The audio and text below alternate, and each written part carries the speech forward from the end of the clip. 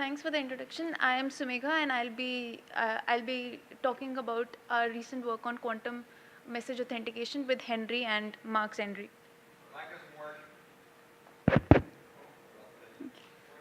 So message authentication is a classic problem in cryptography where Alice wants to send a message M to Bob, and Bob wants to ensure that the message was actually came from Alice, and that it wasn't tampered in the middle by any adversary. To achieve this, Alice and Bob share a key K, and Alice, while sending the message M to Bob, appends a tag that depends on the key and the message and send it to Bob. Now Bob, after receiving a message tag pair, checks if the tag is the same function of the key and the message and accepts only if that is true. The security for classical authentication, just says that the adversary knowing one message tag pair cannot generate another message tag pair for some different message with non-negligible probability. There's a classic Wegman-Carter scheme that achieves this security. What it does is it appends the message with the hash of the function, hash of the message, and this hash comes from two wise independent hash family. But now we are in quantum world. Here, an adversary can trick Alice into signing the messages in superposition. This example, this field can be motivated by the frozen smart card example, where adversary can keep a chip at a very low temperature and can then query the device at a superposition of plain text messages. There are some trivial attacks on this authentication which we cannot rule out. Adversary can always measure the state and store this state in some Z register. It can also, but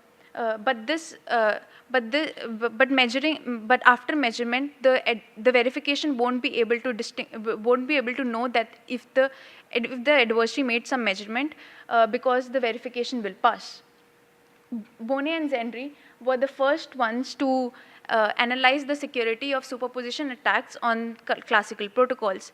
What their security definition entailed was, they said that given an authenticated state, any adversary cannot produce two message tag pairs. But this definition has some shortcomings. It doesn't rule out adversaries that can produce a classical message tag pair with probability more than alpha m square. Because after any measurement, this message could only be achieved with probability alpha m square. So it shouldn't be, and any adversary shouldn't be able to get this message tag pair with probability more than alpha m square. So our new security definition addresses these issues. Then the next setting is when Alice actually wants to send quantum data to Bob. In this setting, we want our protocol to protect the message state from any tampering, including measurement attacks. The general definition of quantum authentication scheme would be represented by two quantum operations, authentication and verification, and these operations depend on the key. A state would be represented by a density matrix on two registers, message register and Z register, where Z is the register that is held by the adversary and M is the register that is held by Alice. Authentication K is essentially an isometry from message to some authenticated space Y, whereas verification does inverse of authentication. It maps Y to message along with an additional flag that indicating accept or reject. The completeness property of the quantum authentication would say that verification of authentication gives us the same state rho and an accepted flag in the additional register.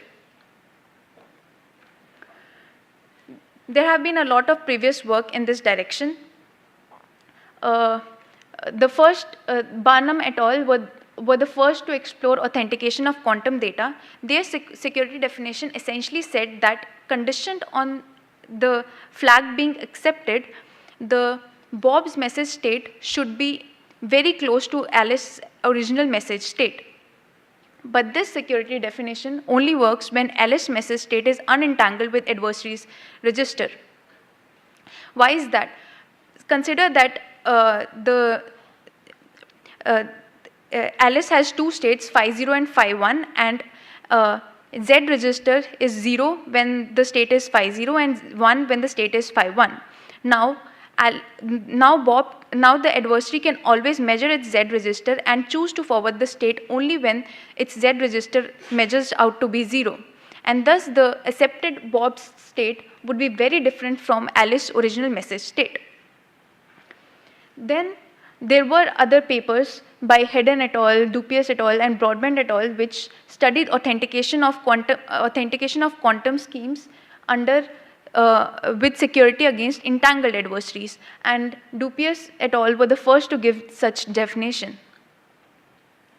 In this work, we explore what are the strongest guarantees we can hope for in a world of world with quantum adversaries.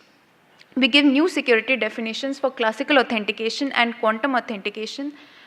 We also give properties of the schemes that satisfy these new security definitions. Then we give explicit constructions of schemes satisfying the security definitions. Finally, we prove a lifting theorem that shows equivalence between a very weak form of authentication security and a stronger notion that considers entanglement with entangled adversaries. I will also call the entanglement of the adversaries to be adversaries with side information, because they have some information about the message state. So all the new security definitions follow a common security framework. Every security definition defines a set of ideal adversaries such that any real adversary acting on the YZ register, where Y was the authenticated space, such that for any such adversary there exists an ideal adversary such that these two states are close. What these two states means is, this is the real experiment, this is the ideal experiment, and condition on acceptance, these two states should be close. This security framework allows us to explicitly define the set of admissible attacks for any authentication scheme. Another thing to note here is that these states are unnormalized. They are projected over the flag being accepted, meaning that if adversary is such that the verifier accepts with very low probability, then we can't really say anything about the states being about these two states, because suppose there can be a case where adversary guesses the key, which only happens with exponentially small probability, but then there is no chance that these two states would be close. This definition is very close to Dupius et al. Definition, except that we include the key in the receiver's view. This allows us to make statements like the real experiment and ideal experiment are close with high probability over the key, whereas the DNS paper gives a security definition that averages over the key. Now I'll give our security definition for classical protocols. Let B be denote the orthonormal basis for the Y, which is the authenticated space. Any real adversary can always measure the state in orthonormal basis and operate on its Z register based on that measurement. And these kind of attacks cannot be detected by verification algorithm, because verification always passes, because the adversary never changed the authenticated state. So what our security definition says is that this is all an adversary can do when verification accepts. Thus this captures the best possible security definition for classical authentication. To formally define our ideal adversaries are of the form this, where it acts as identity on the Y register, but the operation that it does on the Z register depends on the state in the Y register. So it really can't change the state of the Y register, or the probability with which Bob receives a message tag pair, but it can store measurements, store its measurements, or do stuff on its Y register based on the measurement. We have some nice implications of this of our security definition. First of all, any authentication scheme satisfying our security definition also satisfies the Bonnet-Zandri definition defined in the first slide. And thus, our definition is stronger than the previous definition. And the second implication is that of indistinguishability from measured. And any authenticated state is indistinguishable from being measured to the adversary. What this means is that if any adversary cannot distinguish between a pure authenticated state and a mixed authenticated state. We proved that the classical Wegman-Carter authentication scheme, where you append the message with the hash of the message, is secure with respect to our security definition. But here the hash family from which we pick our hashes is a 3-wise independent hash family. Also the security parameter depends on m by t, meaning that the tag length should be greater than the message length for the security to make sense.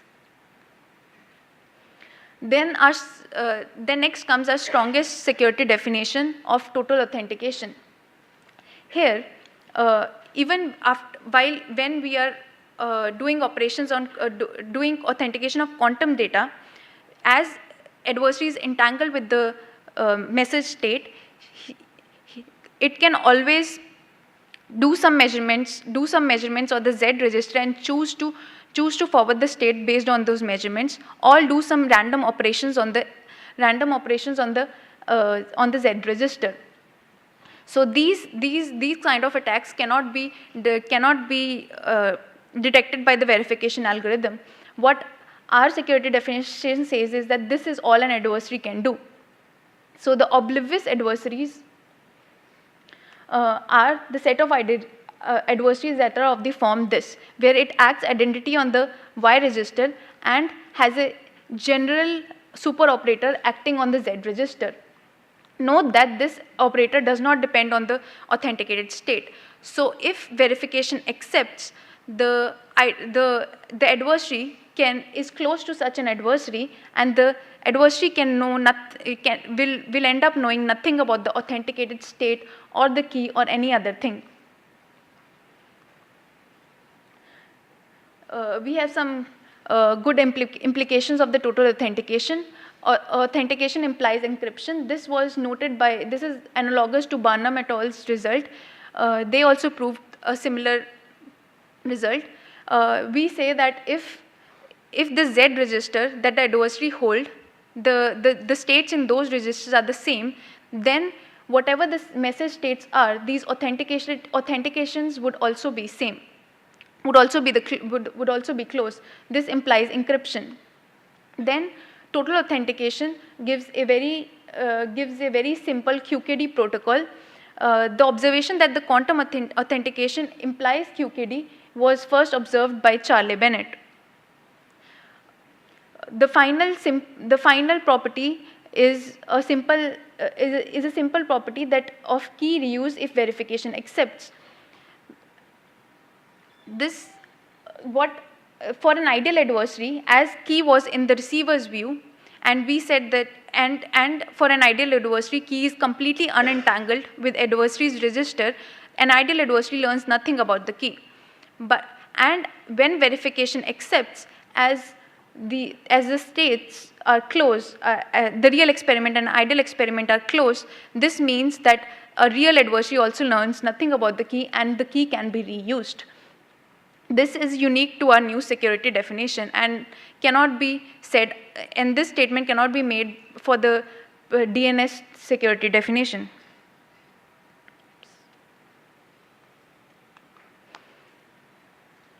um, we prove total authentication for a scheme based on unitary designs. Unitary designs are just efficient substitutes for random unitaries. In this scheme, what Alice does is Alice appends some S qubits in an auxiliary register T. It then samples a unitary operator, random unitary operator from unitary A design, and that acts on M cross T, M tensor T. And Alice applies this unitary to its extended message state. Now Bob, when it receives a state, it applies the inverse unitary on that state and accepts only if the last S qubits are 0. We prove that this 8 design scheme satisfies total authentication where security depends on the parameter S.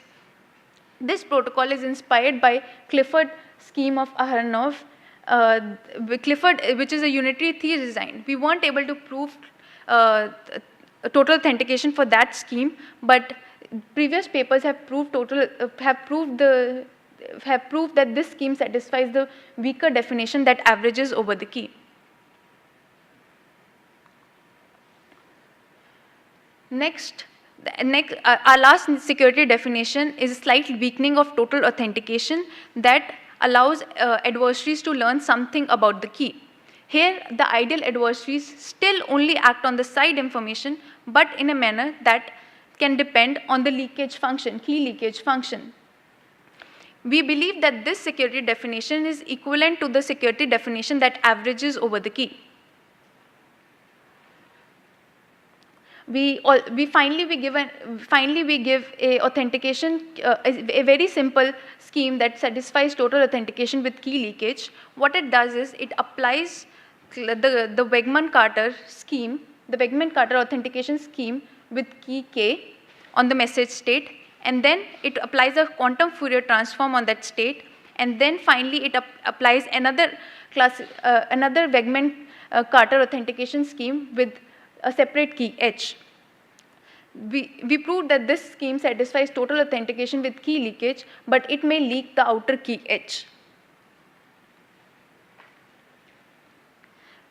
Finally, we prove a lifting theorem, which has been inspired by Hayden et al.'s teleportation technique. Here we look into protocols of the form poly plus auth verifier, where Alice and Bob share two keys, K dash and K. Alice first applies a random unitary from the poly group using key K dash, and then applies the operation authentication K, as we can see from the diagram. Then we want to say that we prove a theorem that poly plus auth verifier, if such a scheme can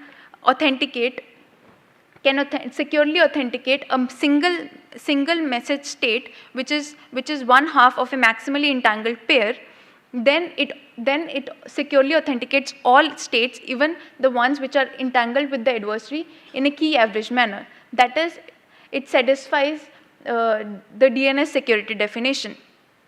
Here the weak authentication is just that for any adversary, there exists a probability P such that these two states are close. Note that here we don't consider the side information, and this security is very weak, which authenticates only one single state and doesn't consider side information. But we have a conceptually simple proof that says that the security this scheme also satisfies the stronger security notion with side information. I have only like 10 seconds left, so I'll skip over the proof of lifting theorem. It's actually quite cute, and if anyone wants to know, please contact me. Finally, I would say there are a lot of open problems in this area. I would like to mention two of them. First is what kind of authentication schemes can do satisfy this property, that is, we can reuse the key even when verification rejects. This is essential because, as we know, it is not an easy task to have shared keys between Alice and Bob, and adversary can always make verify, reject things. So we want to reuse the key even when verification rejects. Then the second problem is of having natural many-time versions of a security definitions. Our security definition only entails one-time authentication of a message state. Can it be extended to many-time versions? Note that this question includes the previous question because in many-time version we are using the same key, so we need this property that key can be reused when verification rejects. Thank you.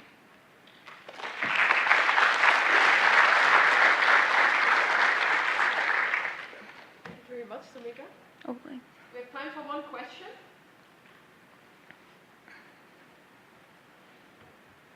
All right, then I have a question. So somewhere you mentioned that you use a unitary 8 design. Yeah. So I guess like 3 designs are sort of easy, like I can sample unitaries from the Clifford group, for example. Yeah, that's true. So, so we weren't able to prove the total authentication for unitary 3 design. Okay. So, so the analysis is more intricate, and we were only able to prove for t greater than equal to 8. But those schemes actually satisfy the weaker definition, that averages over the key. Are there some nice unitary 8 designs? Like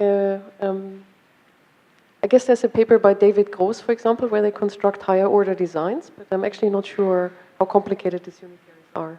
Oh, it just depends. I think the randomness to construct the efficiency to construct the T design depends on like T to the power 9 or something. So I guess it's still a constant. All right, let's thank Sumegha again.